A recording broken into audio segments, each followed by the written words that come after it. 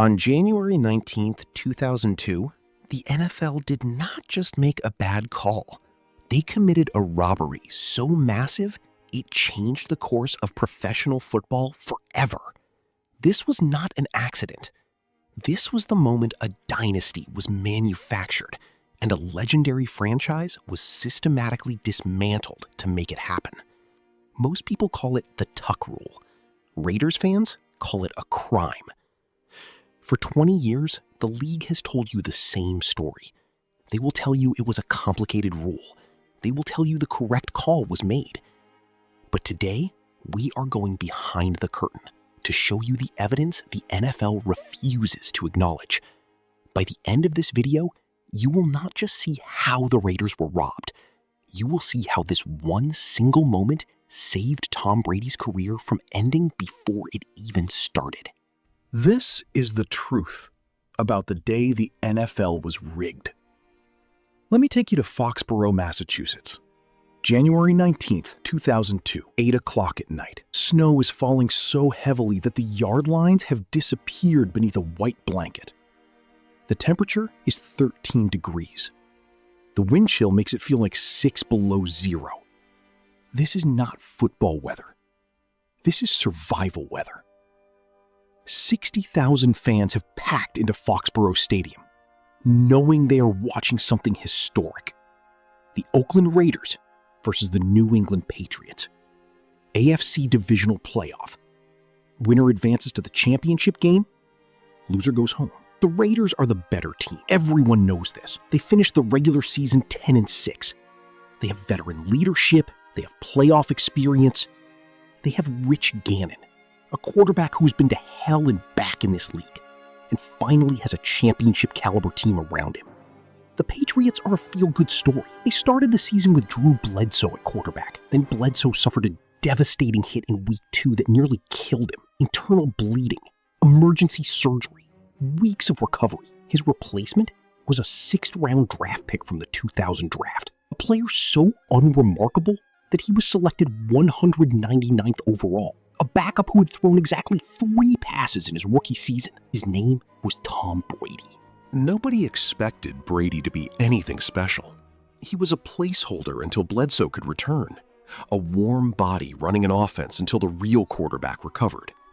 But something unexpected happened. The Patriots started winning with Brady under center.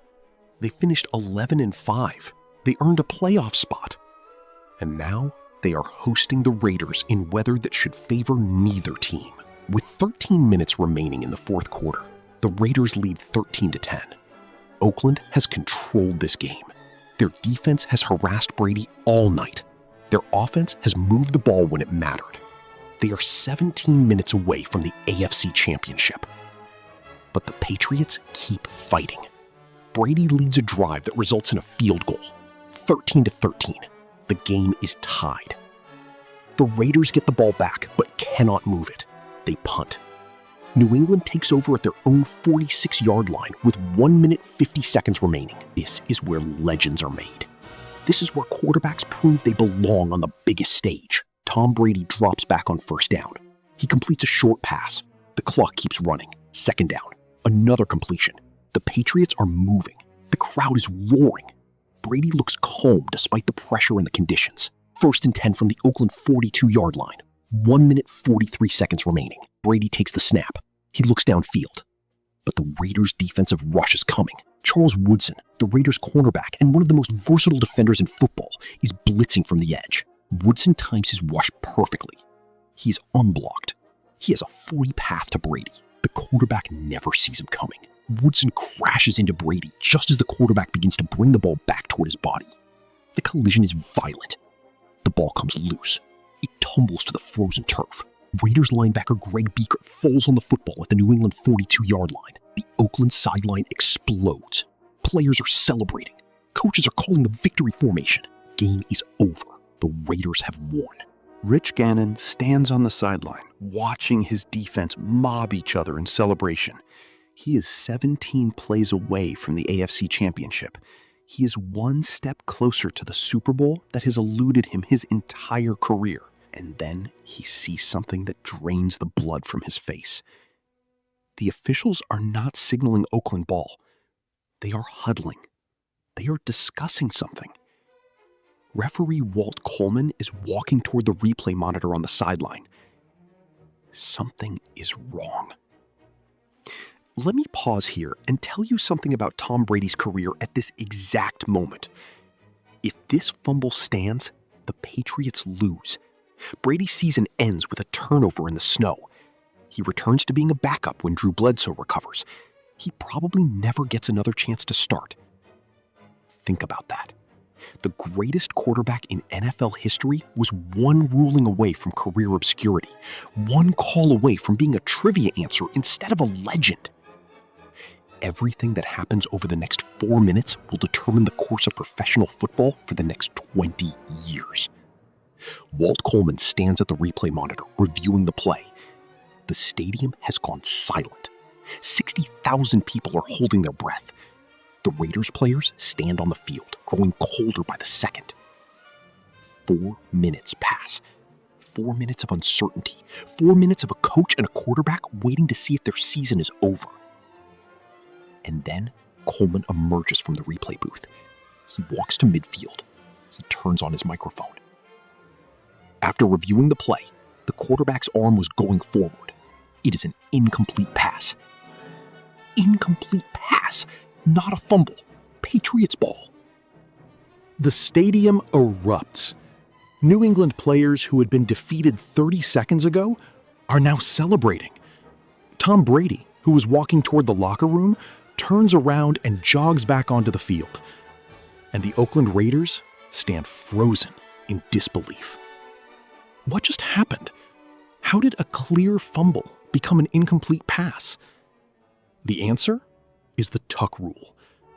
Let me read you the exact text of Rule 3, Section 22, Article 2 from the 2001 NFL Rulebook.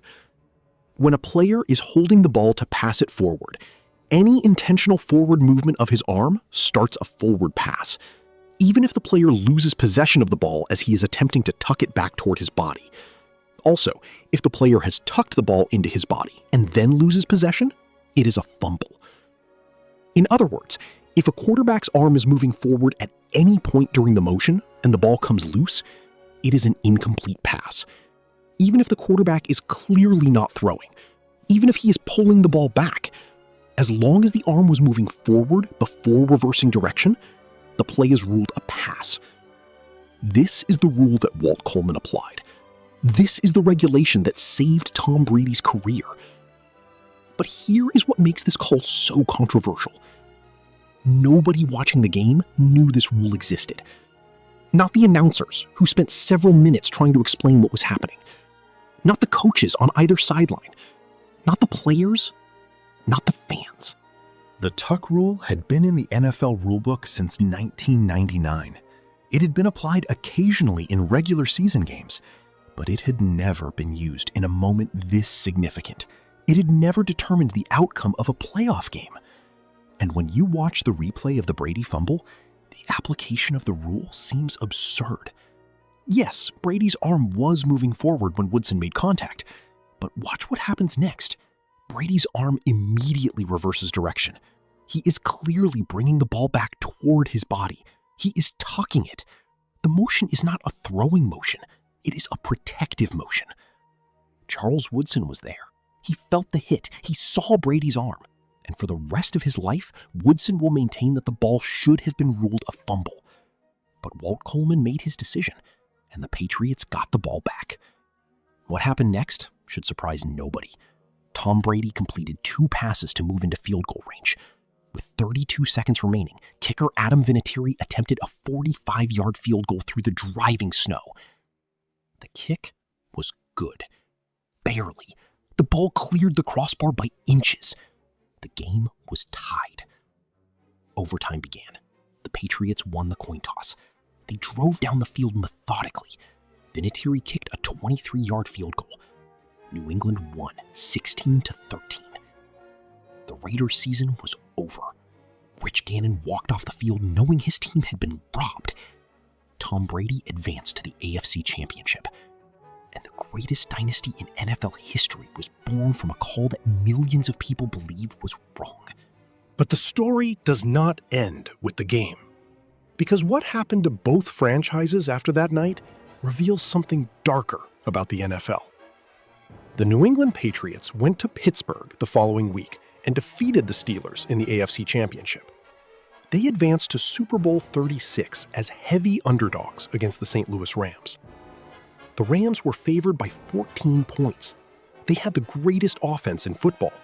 They were supposed to destroy the Patriots. New England won 20-17. Tom Brady was named Super Bowl MVP. At 24 years old, he had gone from unknown backup to champion in one season. The dynasty had begun. Over the next 18 years, Brady would win 5 more Super Bowls with New England. He would become the most accomplished quarterback in NFL history. He would earn a place in Canton that nobody can dispute. All because of a rule that saved his career on a snowy night in January. Now let me tell you what happened to the Oakland Raiders. The tuck rule loss devastated the franchise. Not immediately, but the poison spread slowly through the organization. Al Davis, the Raiders' owner, was furious. He believed his team had been cheated. He believed the NFL had wanted the Patriots to win for reasons that had nothing to do with football. Remember, this was just 4 months after September 11th. America was searching for healing. The NFL wanted a feel-good story. A team called the Patriots, wearing red, white, and blue, rising from obscurity to win a championship. The narrative wrote itself. Did the league consciously rig the tuck rule call to advance this narrative? I cannot prove that. But the timing was convenient. The outcome served the NFL's interests perfectly. Al Davis carried his anger into the offseason, and he made a decision that would haunt the Raiders for 20 years. In February 2002, Davis traded head coach John Gruden to the Tampa Bay Buccaneers. The trade brought back 4 draft picks and $8 million. But losing Gruden destroyed the Raiders' momentum. Bill Callahan replaced him as head coach. The following season, Oakland reached Super Bowl 37, but was demolished by Gruden's Buccaneers 48-21. After that Super Bowl loss, the Raiders collapsed. They went 4-12 in 2003. They cycled through coaches and quarterbacks. They became the laughingstock of professional football. From 2003 to 2015, the Raiders made the playoffs exactly once. 13 years of losing. 13 years of dysfunction. 13 years of wondering what might have been if Charles Woodson's fumble recovery had stood. The contrast could not be starker. The Patriots won 6 Super Bowls and became the gold standard for organizational excellence. The Raiders won nothing and became synonymous with failure. All because of one call, one rule, one moment where the NFL chose a narrative over accuracy. But here is where the story takes an incredible turn. In 2013, the NFL Competition Committee met to discuss rule changes. One item on the agenda was the tuck rule. After 12 years of controversy, after countless debates about whether the rule made sense, the committee voted to eliminate it from the rulebook. The vote was not even close. 29 teams voted to remove the tuck rule. Only one team voted to keep it. The New England Patriots. Think about what that vote means. 29 franchises agreed that the rule was flawed, that it created outcomes that contradicted common sense, that it needed to be removed. Only the team that benefited most from the rule wanted to preserve it. The NFL officially deleted the tuck rule from its regulations in March 2013. After existing for 14 years, the rule vanished, as if it had never existed. But here is the question nobody at the NFL wants to answer. If the tuck rule was correctly applied in the 2001 playoff game, if Walt Coleman made the right call, then why did the league eliminate the rule? If the rule was good and fair, why delete it? The only logical answer is that the NFL recognized the rule was broken, that it produced results that were unjust, that keeping it would lead to more controversial moments. But by eliminating the rule, the league implicitly admitted that every time it was applied, including the Brady fumble, the outcome was wrong. They will never say this publicly. They will never acknowledge that the Patriots should have lost that playoff game. Doing so would undermine Tom Brady's legacy and raise questions about whether his dynasty was legitimate. So instead, they quietly removed the rule and hoped everyone would forget about the controversy. But Raiders fans have not forgotten, and they never will. In recent years, Tom Brady himself has made comments that reignited the debate. During an interview, Brady was asked about the tuck rule game, and he said something that shocked people who were listening carefully. Looking back at it now, I guess it probably was a fumble. Read those words again. Tom Brady, the man who benefited more than anyone from that call, admitted that it was probably wrong. He did not say definitely, he said probably. But that admission is extraordinary coming from someone who built a Hall of Fame career on that moment. Brady's statement confirms what Raiders fans have believed for 2 decades. The call was wrong. The fumble should have stood. Oakland should have won that game. But admitting this does not change history. It does not give the Raiders the victory they deserved. It does not erase the 6 championships the Patriots won afterward. It just proves that sometimes the NFL gets it wrong. And when they get it wrong at the right moment, it changes everything. Let me ask you a question. Was the tuck rule game a mistake or a masterpiece of manipulation? Was it an honest application of a flawed rule? Or was it a deliberate decision to advance a narrative the NFL needed in the aftermath of national tragedy? I cannot give you a definitive answer. I do not have access to the NFL's internal discussions. I cannot prove that league officials consciously rigged the outcome. But I can show you the pattern. A rule that nobody knew existed. A call that benefited the league's preferred narrative. A dynasty that launched from controversy. A rule that was later eliminated because it was recognized as broken. And I can ask you to decide for yourself what you believe. Raider Nation, I want to hear from you. Where were you when the tuck rule game happened? Do you believe the NFL protected Tom Brady that night? Do you think the league is still protecting certain teams today? Leave your thoughts in the comments. Share your memories of watching that game. Tell me whether you believe this was an accident or something more. And if this video made you realize how much the NFL has taken from the Raiders, then you need to watch my video on the most forgotten Super Bowl quarterback in NFL history. Because the league has a long track record of overlooking Raiders legends and rewriting history to fit their preferred narratives. Subscribe to this channel if you want the truth about Raiders history. We do not accept the NFL's sanitized version of events.